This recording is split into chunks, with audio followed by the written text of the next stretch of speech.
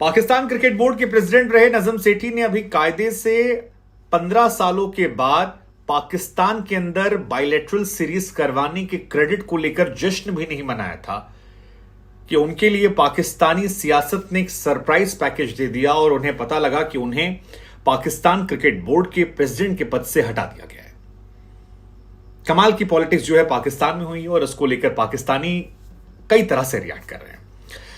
लेकिन नजम सेठी को लेकर यह खबर इसलिए थोड़ी हैरान करने वाली है क्योंकि नजम सेठी लगातार भारत से कह रहे थे कि आप लोग क्रिकेट में सियासत को शामिल करते हैं और इस वजह से क्रिकेट खराब हो रहा है। क्रिकेट को पॉलिटिक्स से दूर रखिए, बिना पॉलिटिक्स से क्रिकेट खेला जाएगा तो शायद दोनों देशों के लिए भला होगा। लेकिन उन्हें शायद इस बात का अंदेशा नहीं था कि जब वो अपनी कामयाबी का जश्न मना रहे होंगे, जब वो ये कह रहे होंगे कि देखिए हमने पाकिस्तान में इतने अरसे के बाद, एक दशक या 1.5 दशक के बाद क्रिकेट को वहां हम लेकर आ रहे हैं, बायलैटरल सीरीज हो रही है, मैंने पीएसएल करवाया, इस बीच में तमाम बड़े क्रिकेट बोर्ड को हम लेकर आए। उस बीच में उन्हें ये झटका लगेगा कि उन्हें क्रिकेट बोर्ड के पद से हटा दिया गया है और इसके पीछे की वजह बड़ी प्योर सियासी है।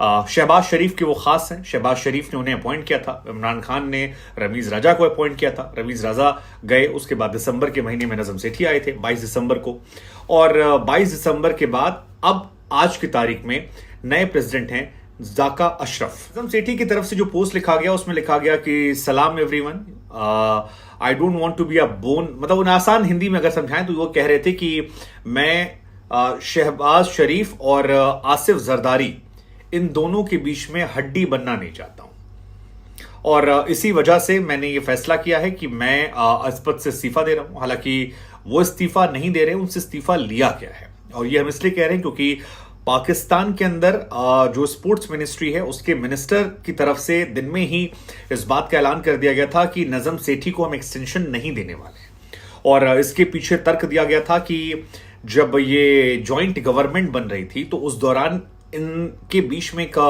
समझौता हुआ था कि जिसके पास जो डिपार्टमेंट जाएगा उस डिपार्टमेंट से जुड़ी जो अपॉइंटमेंट होगी उसे वो पॉलिटिकल पार्टी करेगी। और क्योंकि आसिफ जरदारी की पार्टी के पास ये विभाग है तो इसलिए उन्होंने अपने डिपार्टमेंट से अपने व्यक्ति को बना दिया। लेकिन क्या ये पाकिस्तान क्रिकेट को इंपैक्ट करेगा? क्या ये एशिया कप, वर्ल्ड कप को इंपैक्ट करेगा? और इस तरह के फैसले क्या पाकिस्तान टीम को भी इंपैक्ट करेंगे? क्योंकि पाकिस्तान में हमने देखा है कि चेयरमैन के साथ साथ पूरी थॉट प्रोसेस जो है चेंज होती है, पूरी टीम जो है चेंज होती है। बहुत सारे लोगों ने लिखना भी शुरू कर दिया कि यार आप लिखकर ले लीजिए 4 महीने का जो ये कार्यकाल इनका है या 5 महीने का, इसमें बाबर आजम को हटा दिया जाएगा, बाबर आजम कैप्टन नहीं रहेंगे। बहुत सारे लोगों के पाकिस्तान से ऐसे ट्वीट आने लगे। बहुत सारे लोग मजाक उड़ा रहे हैं, कह रहे हैं यार पहले स्थिति खराब थी अब और ज्यादा बदतर हो गई। कुछ लोग कह रहे हैं कि चलिए अच्छा हो गया, अच्छी चीजें हो गया। लेकिन क्या पाकिस्तान में कोई बदलाव होगा? क्योंकि हमें याद है जब रमीज राजा जा रहे थे तो मोहम्मद आमिर बहुत एक्साइटेड थे। उन्होंने कहा अगर परफॉर्मेंस दूंगा तो मेरी वापसी हो जाएगी, बेस्ट इंसान आ गए हैं, और आमिर काफी एक्साइटेड थे नजम सेठी के आने से। अब एक लॉबी परेशान थी रमीज राजा के साथ जो सेम कंफर्टेबल थी, इमरान खान वाली लॉबी जो थी, उसके बाद रमीज राजा के बाद नजम सेठी आए। अब नजम सेठी के बाद जब ये शख्स आते हैं तो फिर क्या होगा इसका? दूसरा सवाल यह भी कि इस बीच में बहुत सारी मुलाकात, बहुत सारे फैसले पाकिस्तान क्रिकेट बोर्ड की तरफ से लिए गए हैं। बहुत सारे फैसले लिए गए हैं जो एशियन क्रिकेट काउंसिल के साथ लिए गए हैं। तो जब ज़ाका अशरफ आते हैं तो जो कमिटमेंट नजम सेठी ने की थी, क्या उनकी कोई अहमियत रह जाती है? और अगर रह जाती है तो ज़ाका अशरफ जो हैं वो कैसे अपनी छाप छोड़ेंगे?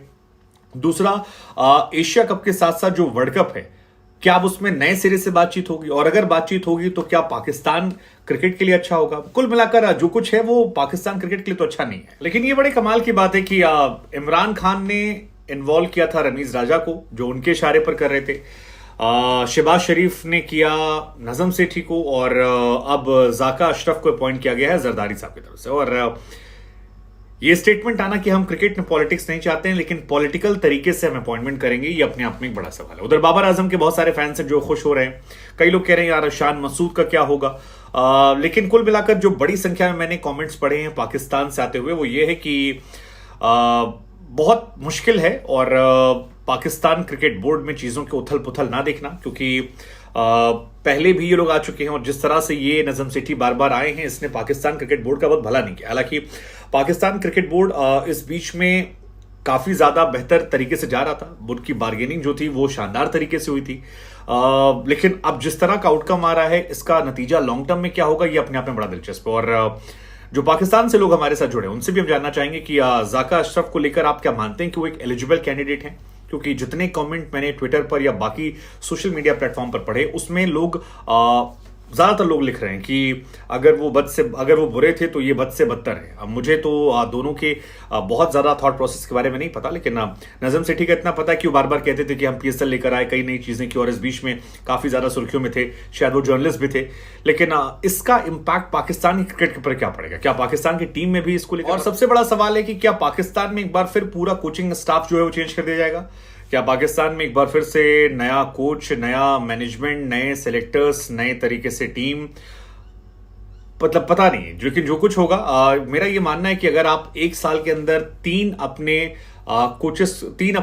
प्रेसिडेंट को दिखाते हैं तो ये किसी भी टीम के लिए अच्छा नहीं है।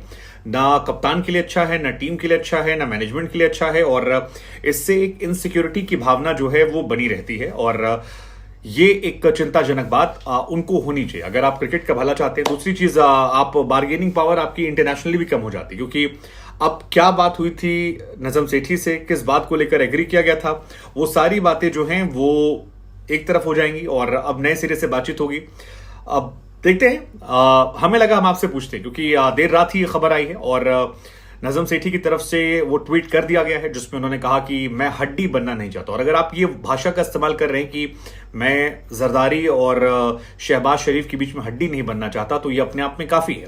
दूसरा, जरदारी अगर डायरेक्टली इतना फोर्स करके इन्वॉल्व कर रहे हैं तो क्या ये कुछ चीजें अच्छी करेगा, खराब करेगा? और आपके हिसाब से रमीज राजा, नजम सेठी और ये जो नए जनाब आए हैं जाका अशरफ साहब, इनमें सबसे बेहतर कोच आपको कौन सा नजर आता है? इनके आने से क्या बदलाव आपको लगता है जो पाकिस्तान क्रिकेट टीम के अंदर आगे आने वाले दिनों में हमें देखने को मिलेगा?